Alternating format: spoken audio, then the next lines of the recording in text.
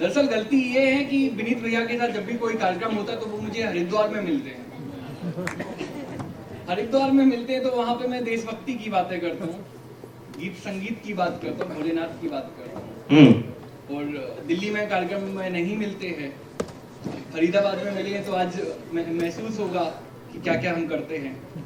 और विनीत भैया की जो बातें हैं वो यहाँ तक सुन करके यहीं तक लेके जाना, अपने अपने जीवन में प्रैक्टिकली अपनाया तो आजकल आप केस सुन ही रहे हैं, ड्रम वाले केसेस, और तो नए नए भी आते जा रहे हैं। विनीत भैया का तो सिद्धांत सिंपल सा है, वो यहाँ इस कार्यक्रम के जाने के बाद में जाएंगे, चरण स्पर्श करेंगे और कहेंगे वीडियो में जो देखा गया वो सिर्फ कंटेंट है, कंटेंट से पैसा आता है और पैसे से घर चलता है, घर चलाने के लिए सब करना पड़ता है। तो आप लोग इसको प्रैक्टिकल ना करें, ठीक है। क्योंकि बात हरिद्वार की है तो मैं, दुनिया के देश युद्ध से जूझ रहे हैं। एक खुशी का भी दिन है, खुशी का इसलिए है कि जो लोग सोचते थे, जलाते थे Dubai honeymoon with hubby, Dubai चल रहा है, और कुछ लोग जा नहीं पाते थे, अब दुबई वाले बोल रहे हैं कि भारत में बुला लो वापस। तो बुर्ज खलीफा की तस्वीरों के सामने जो लोग आपको जलाते थे, अब वो लोग कह रहे हैं कि भारत में वापस बुला लो। हमारा देश सुरक्षित क्यों है? मैं 4 पंक्तियां कहता हूं कि हर क्षण ये राष्ट्र ऊंचा रहे, ये जतन होता है। हर क्षण ये राष्ट्र ऊंचा रहे, ये जतन होता है। जो देश नहीं संभले उनका पतन होता है, और हमें गुमान है हमारे हिंद के वीरों पर। भारत की शक्ति राजनेताओं में नहीं है, भारत की शक्ति इस हिंद के वीरों में है जो लगातार ड्यूटी पर खड़े हुए हैं। भारत इसलिए मजबूत नहीं है कि मजबूत सरकार है या अल्पमत की सरकार है या इसकी सरकार है। भारत मजबूत इसलिए कि भारत की सेना बुलंदियों से खड़ी हुई। तब कहता हूं कि हर क्षण ये राष्ट्र ऊंचा हो, ये जतन होता है। जो देश नहीं संभले उनका पतन होता है, और हमें गुमान है हमारे हिंद के वीरों पर, इनके लिए वेतन से बड़ा सदा वतन होता है। सदा वतन होता है। वाह वाह वाह वाह। और तो तुम्हारे लिए भी होगा वेतन से बड़ा वतन? जी जी जी, है ना, मिल चुका है। ठीक, चिंता न कर तू अब। और क्योंकि भारत को देशभक्ति किसी को सिखाने की आवश्यकता नहीं है।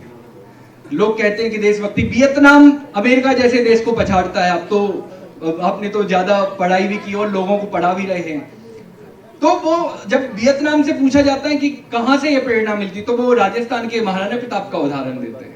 तब कहता हूं ये खून ही ऐसा मिट्टी का जो बेटे बार देती है। माएं बैठी हुई हैं हमारी, बहुत अपमान कर लिया विनीत भैया ने, आप माफ कर देना।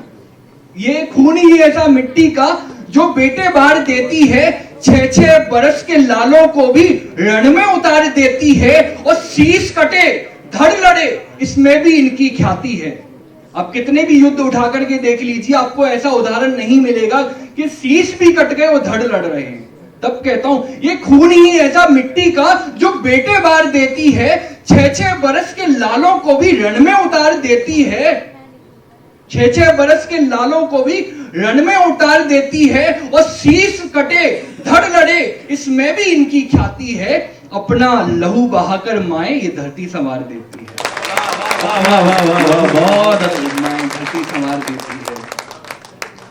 और चूंकि हम फरीदाबाद हरियाणा में है, और हरियाणा एक अलग ही आनंद की भूमि है, और हरियाणा के आदमी का एक अलग ही आनंद होता है। जो लोग गुजरात गए हो, गुजराती जिन्होंने भोजन खाया हो, तो आपने देखा होगा थाली में 25 आइटम्स होते हैं, और हमारे हरियाणवी वाला कोई भाई देखे तो वो पूछता है कि इसे खाना है या भोग लगाना है। और ऊपर से हमारे गुजराती भाइयों को देखिए, वो गोलगप्पे के आकार की छोटी छोटी सी पूड़ी होंगी, एक हरियाणवी ताऊ को रखी 5 पूड़ी, और उसके बाद में बोलता है ये तो लेना ही पड़ेगा।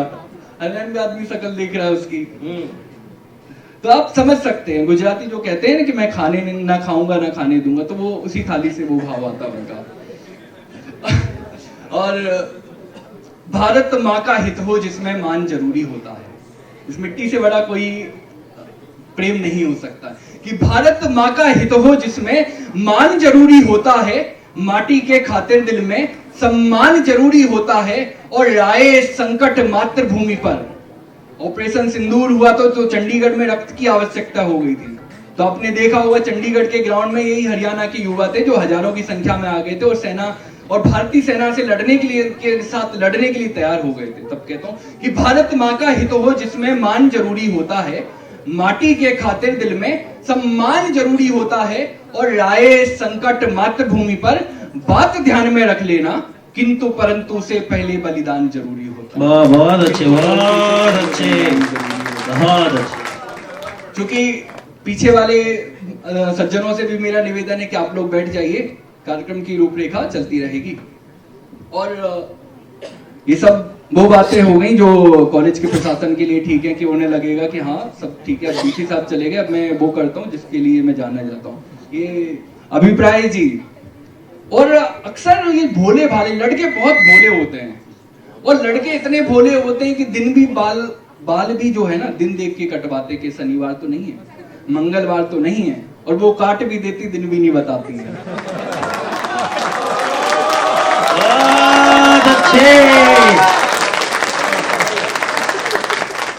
तब कहता हूँ ये पकड़ आई इनकी नस, तुमको दिल से सटवा रहे थे कि दिल को दिल से सटवा रहे थे, रोग मोहब्बत का लगवा रहे थे और पहले ही दिन से मालूम थी उसकी हकीकत। भविष्य दृष्टा लड़के होते हैं लेकिन बताते नहीं, उन्हें पता चल जाता है। तब कहता हूं कि दिल को दिल से सटवा रहे थे, रोग मोहब्बत का लगवा रहे थे और पहले ही दिन से मालूम थी उसकी हकीकत, वो काट रही थी ये कटवा रही थी। और देख रहे हो लड़कियां कितनी जोर से ताली बजा रही है। और मैं विनीत भैया के साथ में कश्मीर की यात्रा पे था, जम्मू कश्मीर की यात्रा पर। तो अब तेरी यही किस्मत, तू मेरे साथ जाया कर कश्मीर। तो वो कह रहे थे आगे कट रहा है, मैंने कहा मेरा पहले ही कट चुका है, अब नहीं कटने वाला है। और चूंकि कवियों में हमेशा नए अनुभव और नए प्रैक्टिकल्स करते रहने चाहिए। मैं आदरणीय कुमार विश्वास जी को सुनता हूँ, आप भी सुनते होंगे।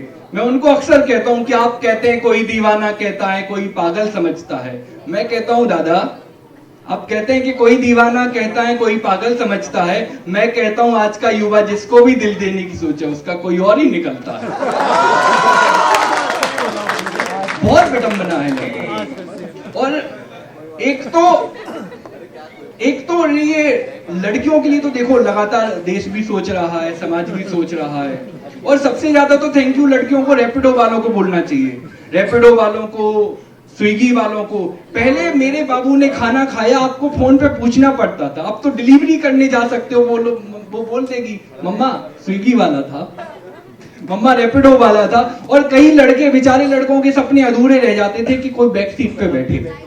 अब देखो रैपिडो चला रहे, कभी इस कॉलेज में छोड़ने जा रहे हैं, कभी उस कॉलेज में छोड़ने जा रहे हैं। तो लड़कों के लिए भी ये सहूलियत आई है। राजपाल ने भी कल ही एक बाइक खरीदी है। और देखो ये ज्ञान व्यान सारी चीजें अलग चीजें हैं, लेकिन जब आपको अगर आसपास में कोई किसी से प्रेम हो जाए तो उसको संभालना चाहिए। तब मैं कहता हूं कि मोहब्बत में हर किसी को सहारा नहीं मिलता, कि मोहब्बत में हर किसी को सहारा नहीं मिलता, डूब जाती है कश्तियां, किनारा नहीं मिलता, और जो मिला उसे संभालो, कद्र करो उसकी। आपके आसपास ही होगा कोई, इधर उधर में लड़कियों का जो डेटिंग करने का अनुभव है वो अलग ही होता है। जो आसपास में घूमता रहेगा उसको कोई भाव ही नहीं। बाद में फिर किसी दिन किसी अमावस की रात को वो परेशान होंगी, कोई लगातार कोई मैसेज भेज देगा तो एक्सेप्ट कर लेंगी। तब कहता हूँ फिर कि मोहब्बत में हर किसी को सहारा नहीं मिलता, डूब जाती है कश्तियां, किनारा नहीं मिलता, जो मिला उसे संभालो, कद्र करो उसकी। यहाँ टूट कर चाहने वाला दोबारा नहीं मिलता, यहाँ टूट कर चाहने वाला दोबारा नहीं मिलता। और